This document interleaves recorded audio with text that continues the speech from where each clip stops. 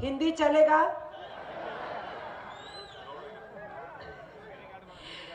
DISE पे सभी central trade unions के नेतागण, राज्य के ट्रेड यूनियन लीडर्स और बाकी सब डिग्निटरीज और सभी यहाँ पर मौजूद सभी साथी एक नारे के साथ मीटिंग शुरू करेंगे।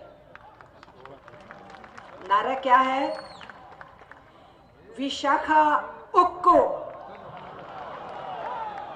आंध्रुल हक्कू, यही है ना? आप लोगों ने इसी नारे से इस विशाखा स्टील प्लांट को लेने के लिए लड़ाई लड़ा था। और जब ये लड़ाई चला, मैं स्कूल में पढ़ती थी, लेकिन मैं आंध्र प्रदेश के अंदर 66 to 69 ये जो लड़ाई चल रही थी उसके बारे में बहुत अच्छे से जान रही थी, समझ रही थी। उस समय स्टूडेंट्स ने बहुत बड़ा रोल अदा किया था। आपके यूथ ने, आपकी महिलाओं ने बहुत बड़ा रोल अदा किया था और बाय 1971 आपने ये स्टील प्लांट हासिल कर लिया था, आप लोगों ने प्राप्त किया। और आज मैं कह सकती हूँ आपकी जो ये मूवमेंट है विशाखा स्टील प्लांट को बचाने के, इसके साथ आपका यूथ खड़ा है, आपकी महिलाएं खड़ी हैं। कौन हरा सकता है हमको? कौन हरा सकता है? कोई नहीं हमें हरा सकता। और इसलिए आपकी जीत की सबसे बड़ी निशानी यही है कि आपके साथ पूरा आंध्र प्रदेश है। आपके साथ आहिस्ता आहिस्ता तेलंगाना के अलावा बाकी राज्यों की ट्रेड यूनियन मूवमेंट भी आपको समर्थन देने के लिए खड़ी है। तो आपके साथ सब हैं। मैं एक बात और कहना चाहती हूँ। रेड्डी जी ने यहाँ बताया किस तरीके से पब्लिक सेक्टर को सभी को बेचा जा रहा है। यही प्रयास कर रही है नरेंद्र मोदी की सरकार। और कॉमरेड तपन ने भी बहुत से फैक्ट्स रखे और इस बीच में आपके यहाँ I am not repeating all those things, मैं वो रिपीट नहीं कर रही, लेकिन मैं उसमें जुड़ाव कर रही हूँ। मैं ये कहना चाहती हूँ मिस्टर नरेंद्र मोदी, अगर आप सबको प्राइवेटाइज करना चाहते हैं तो आपकी सरकार कब प्राइवेटाइज होने वाली है? जरा जवाब दे दीजिए।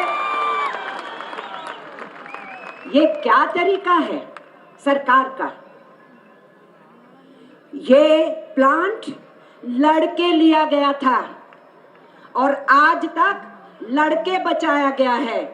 और दिल्ली में बैठी सरकार सुन ले, लड़के इस प्लांट को बचाया जाएगा, कोई नहीं छीन सकता। और इसलिए मैं उस आवाज में आवाज मिला रही हूं जो मेरे सहयोगियों ने यहां पर कही। इसके अलावा मैं ये कहना चाहती हूं, ये किसका ड्रीम था, किसका सपना था कि हमारे देश में पब्लिक सेक्टर बनने चाहिए? ये हमारे देश के अंग्रेजी साम्राज्य के विरोध में चलने वाला जो फ्रीडम मूवमेंट था, स्वतंत्रता आंदोलन था, उसकी लीडरशिप का सपना था।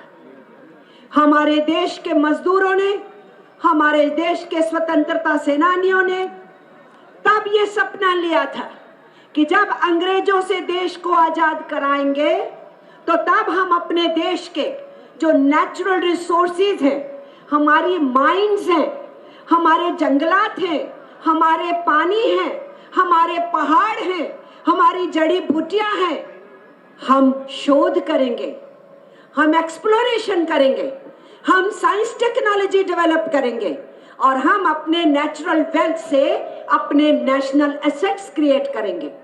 यह सपना हमारे स्वतंत्रता सेनानियों का था। उस सपने को हिंदुस्तान के आजाद होने के बाद इस देश में पूरा करने की तरफ कदम बढ़ाए गए। लेकिन आंध्र प्रदेश को स्टील प्लांट नहीं मिला था, तो आंध्र के लोगों ने इस देश की सरकार को याद दिलाया कि हमें भी स्टील प्लांट चाहिए और अपने समुद्र के किनारे सी शोर पे चाहिए, और लड़के हासिल किया।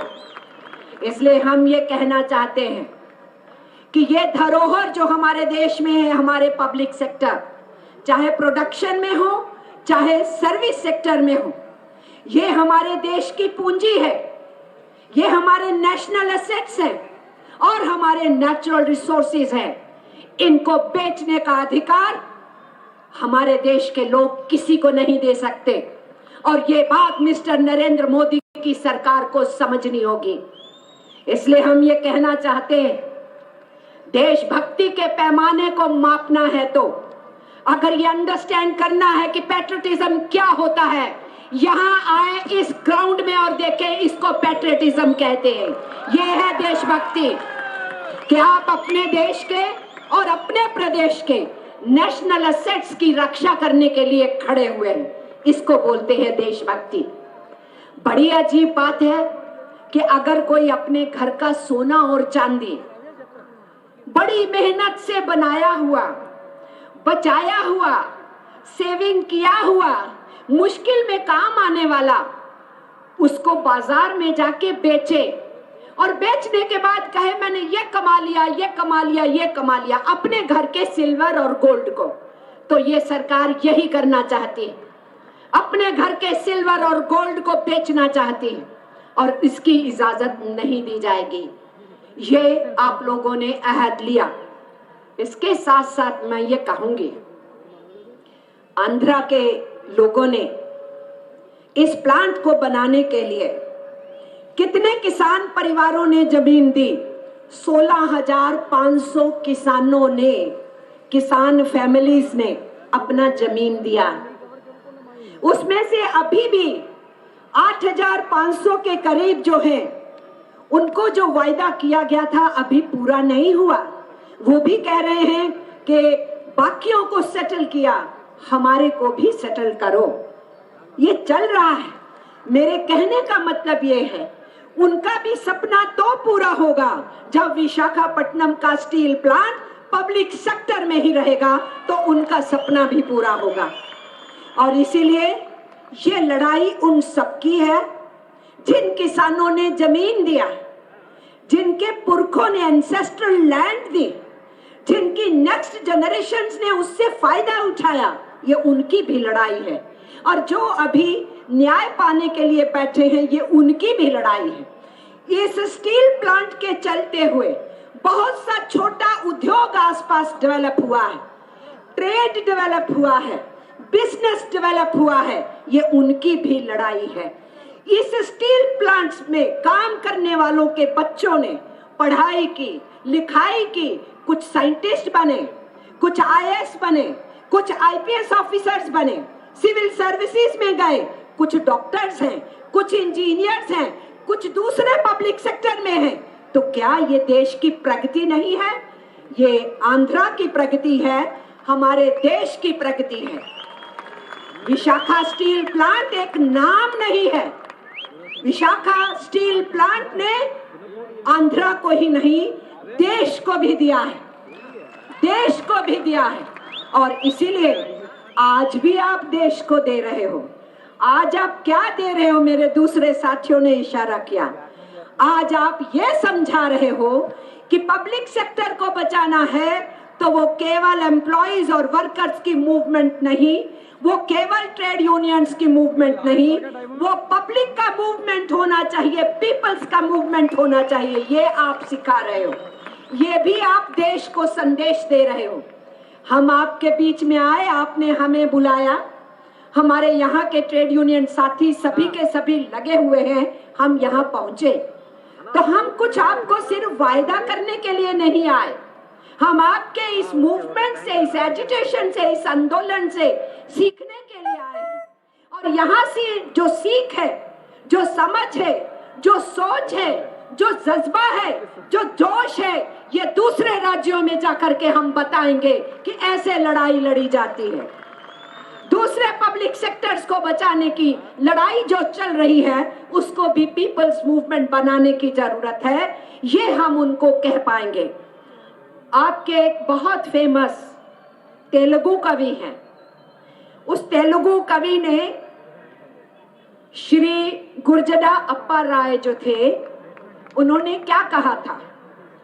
देशामंते मट्टी कदोई, देशामंते मनुष्यो, यही कहा था ना। देश, नेशन एक सॉइल नहीं होता, मिट्टी नहीं होता, उसके जो सिटीजन्स होते हैं, उसके जो लोग होते हैं, उससे देश बनता है।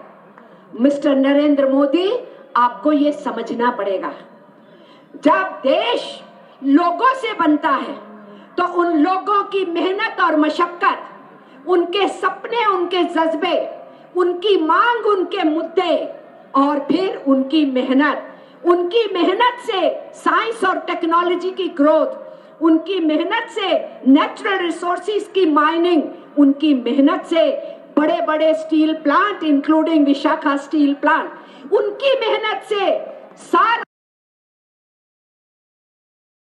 सेंटिमेंट्स का क्वेश्चन नहीं है। लोग कह रहे हैं आंध्रा के लोग बड़े सेंटिमेंटल हो गए हैं। क्यों नहीं हो भाई? सेंटिमेंट होना बुरी बात है क्या? संवेदना होना बुरी बात है क्या? अपने हक के लिए खड़े होना, लड़ना बुरी बात है क्या? नहीं। अगर सेंटिमेंट नहीं होता, सेंटिमेंटल नहीं होता, तो 200 साल से हुकूमत करने वाली ब्रिटिश हुकूमत को हम कैसे उखाड़ के फेंकते? सेंटिमेंटल नहीं होते तो? ये सेंटिमेंट्स का क्वेश्चन नहीं है। जिस देश की आजादी को इतनी मुश्किल से पाया हमने, उस देश की आजादी को महफूज रखना, उसकी संप्रभुता यानी सॉवरेनिटी को बचा के रखना, उसकी संपदा को, उसकी पूंजी को और जो एसेट्स हमने खड़े किए हैं आजाद हिंदुस्तान में, उसको बचा के रखना, उसकी लड़ाई अगर सेंटिमेंटल लड़ाई है तो रोज रोज सेंटिमेंटल लड़ाई करेंगे। कौन हमको रोक लेगा उस लड़ाई से? कोई नहीं हमको रोक सकता है। इसलिए इसी के साथ साथ मैं ये भी समझती हूँ कि आपके यहाँ 21,592 एकड़ जमीन ली गई थी, सरकार ने जो एक्वायर की थी, और उसके बाद 19,703 एकड़ के ऊपर एक्टिविटीज हुई विशाखा स्टील प्लांट के जिम्मे जो है, जिसमें से कुछ अभी रिजर्व में रखा है एक्सपेंशन के लिए, और रेलवेज के लिए, पोर्ट के लिए और नेशनल हाईवेज के लिए उसमें से जो टोटल एक्वायर की गई थी उसमें से 1889 एकड़ दिया गया। ये डेवलपमेंट का पार्ट है। ग्रीन बेल्ट भी यहाँ पर है। बाकी सब एक्सपेंशन जो इकोनॉमी का यहाँ पर हुआ उसका चर्चा साथियों ने भी किया और मैंने भी कुछ आपको उदाहरण दिए। और इसमें जो फैमिलीज इसके साथ डिपेंडेंट हैं वो केवल 1 लाख के करीब वो फैमिलीज डिपेंडेंट नहीं है जो इनकी गतिविधियों में जुड़े हैं, इसके बियॉन्ड लोग इसके ऊपर डिपेंडेंट है विशाखा स्टील प्लांट के। अब गवर्नमेंट जो ये कह रही है, क्या वैल्यू है जी इसका लैंड का? कमाल है जनाब। कह रहे हैं कि इसकी वैल्यू तो सिर्फ 52 करोड़ के आसपास है, लेकिन अगर आप मार्केट में जाइए तो हमारे इस विशाखा स्टील प्लांट के पास जो जमीन है उसकी वैल्यू 60,000 करोड़ रुपीस बनती है। साथ ही मुझे कह रहे हैं कि मैं 60,000 करोड़ कम बता रही हूं, 2 लाख करोड़ है, तो वो लेटेस्ट मार्केट वैल्यू होगा 2 लाख करोड़। आप कहते हैं घाटा है, 21,000 करोड़ के आसपास घाटा है, और साथ में बोलते हैं टैक्स पेयर्स की मनी के ऊपर कर रहे हो। जनाब, आप कब से चिंता करने लग गए टैक्स पेयर्स की मनी पे? ये हमारे लोग टैक्स नहीं देते हैं क्या? ये सब भी तो टैक्स देते हैं। टैक्स पेयर्स की मनी की बात करते हो। हम ये पूछना चाहते हैं कि हिंदुस्तान के आपके मित्र जो कॉर्पोरेट घराने, पार्लियामेंट की फिगर है, पिछले 6 साल के अंदर 36 ऑफ कॉर्पोरेट हाउसेस भाग गए हिंदुस्तान से पैसा लेके, टैक्स पेयर्स की मनी की चोरी करके हमारे पब्लिक सेक्टर बैंक से। आप वो रिकवर नहीं करना चाहते, आप RINL के घाटे को गिनाना चाहते। और आज की डेट पे मैं पूछती हूँ, इंडियन पार्लियामेंट में दी गई ये फिगर है, मैं अपने पास से नहीं दे रही हूँ, इंडियन पार्लियामेंट में ये बताया गया।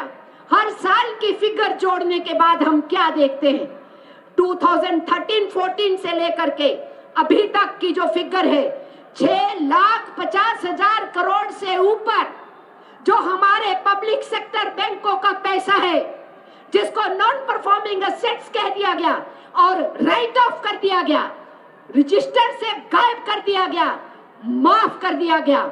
आप उनके कर्जे माफ कर रहे हो जो इस देश के कॉरपोरेट घराने हैं, जो टैक्स चोरी करते हैं, जो जनता का पैसा लूटते हैं।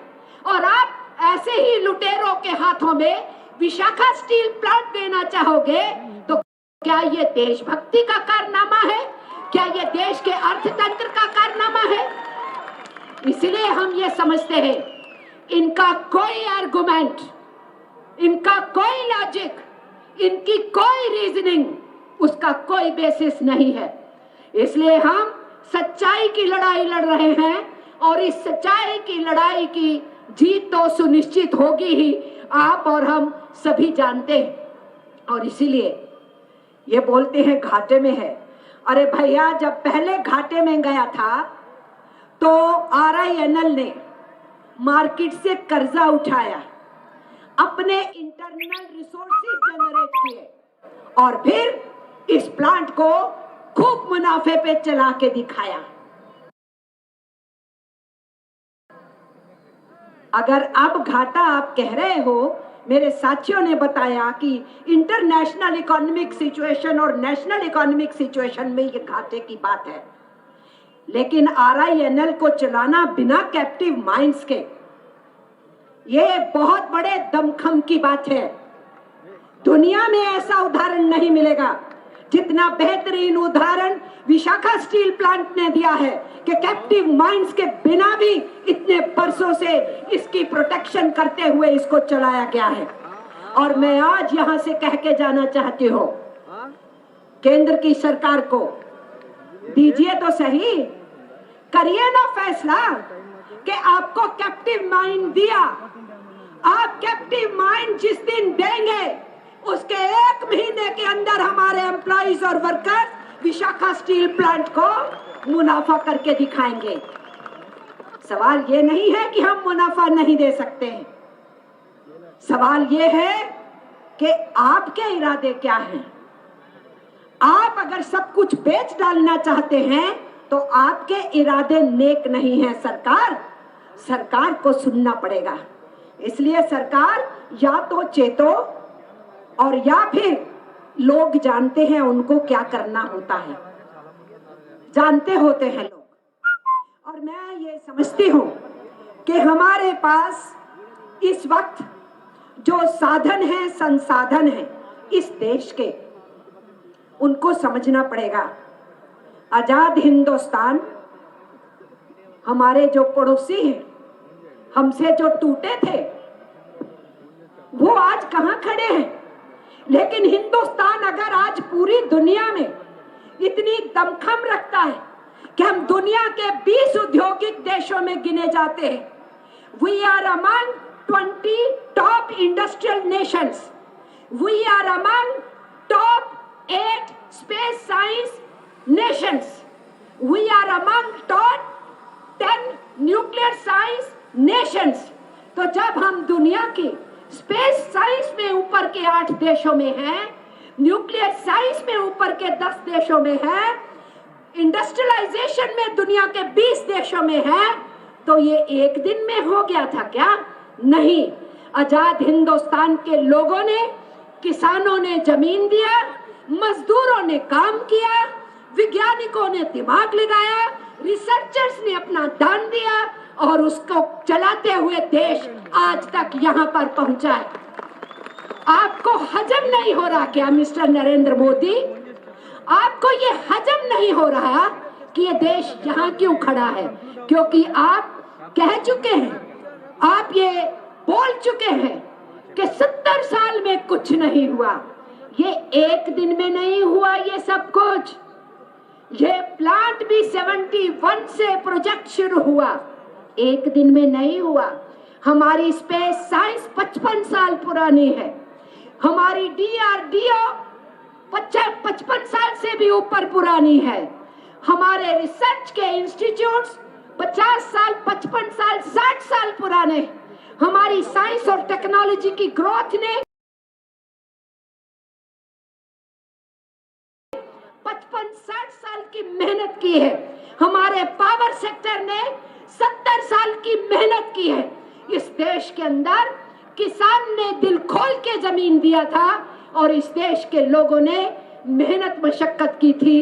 देश जहां पे पहुंच गया, आज उसका आप उल्टा चक्का घुमाना चाहते हो। इसलिए इतिहास को पीछे घुमाने की कोशिश मत कीजिए। ये मैं सेंट्रल ट्रेड यूनियंस की तरफ से और AITUC की तरफ से, मैं उसी सेंट्रल ट्रेड यूनियंस की ज्वाइंट बॉडी का पार्ट है AITUC, उनकी तरफ से कहना चाहती हूँ। बुरा ना लगे किसी को तो मैं सीधा सीधा बोलूं। अजी एक ईस्ट इंडिया कंपनी आई थी, 200 साल तक हमें निचोड़ा उन्होंने, हमारे गांवों को बर्बाद किया, हमारे किसानों को तबाह किया, हमारे हैंडीक्राफ्ट्स को तबाह किया और हमारे गांवों के स्वतः स्फूर्त जो लोग थे उनको बॉन्डेड लेबर बनाया।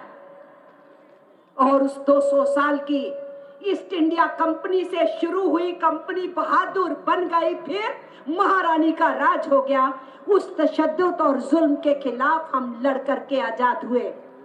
आजाद हुए तो हमें एक किस्म का हम कहेंगे हिंदुस्तान अभी भी चाइल्ड है, अभी भी बच्चा है, क्योंकि किसी देश के इतिहास में 50 साल 100 बरस कोई बड़े साल नहीं होते हैं, बहुत ज्यादा नहीं हुआ करते। लेकिन अभी जब हम पनपने की हालत में आ रहे, जब हम जवानी की तरफ बढ़ रहे हैं, तभी आप हमारी जवानी के ऊपर हमला बोल देंगे। इस देश की जवानी के ऊपर ये बर्दाश्त नहीं होगा। तो एक ईस्ट इंडिया कंपनी से पीछा छुड़ाया और अब आप इसमें भी FDI, उसमें भी विदेशी पूंजी, इसमें भी बड़े कॉरपोरेट घराने देश के और बाहर के, अगर आप इस रास्ते पे चलेंगे तो हिंदुस्तान की, जैसे मेरे पहले साथियों ने कहा, इसकी संप्रभुता को खतरा है, इसकी आजादी को खतरा है, इसके अर्थतंत्र के और चौपट होने का खतरा है और हमारे मेहनत कश अवाम के हाथों में भीख मांगने का कटोरा आने का खतरा हो गया है। इसीलिए हम लोग ये समझते हैं, हर मूवमेंट जो लड़ी जा रही है इस देश में, चाहे दिल्ली के किसानों का आंदोलन हो, दिल्ली के बॉर्डर्स पे इस देश के किसानों का, और चाहे हमारे दूसरे पब्लिक सेक्टर की रक्षा का उनका आंदोलन हो, और चाहे ये RINL को बचाने का आंदोलन हो, हम इन सारे आंदोलनों को उसी चश्मे से देखते हैं जो चश्मा कहता है कि हम अपने देश की आजादी को, संप्रभुता को, अपनी सॉवरेनिटी को हम जरूर बचाएंगे।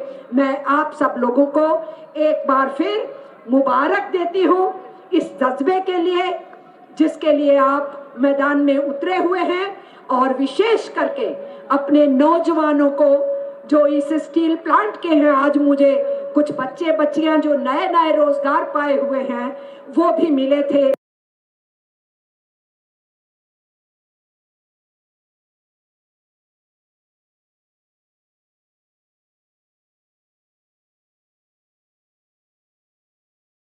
SC/ST में उनसे भी मिली थी, हमारे दूसरे साथी भी मिले होंगे। हमारी सबके साथ समर्थन है और सेंट्रल ट्रेड यूनियंस की तरफ से मैं भी सबके साथ आवाज मिलाते हुए आपसे कहना चाहती हूँ, हम आपके आंदोलन के साथ खड़े हैं। इसलिए नहीं कि कोई एहसान की बात है, इसलिए कि ये हमारे देश को बचाने का सवाल है। इसलिए देश को बचाने की इस लड़ाई में आप और हम एक साथ रहेंगे। और फिर मैं कहूंगी कि विशाखा स्टील प्लांट को लड़ने के लिए, बचाने के लिए जो लोग कह रहे हैं कि सेंटिमेंटल हो गए, आप क्या कहते हैं? मैं फिर कोशिश करती हूँ तेलुगु में।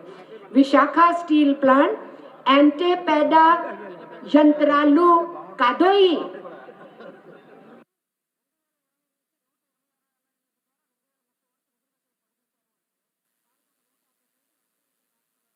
हृदय की स्पंदना है तो हम कैसे छोड़ देंगे इसको? बिल्कुल नहीं छोड़ेंगे। विक्ट्री तो होगी, लड़ाई भी चलेगी और जीत भी मिलेगी। आप सबको इस आंदोलन के लिए बहुत बहुत मुबारक। आखिर में एक बार फिर बोलिए वही नारा जिससे मैंने शुरू किया, विशाखा उक्कू, विशाखा उक्कू। Thank you.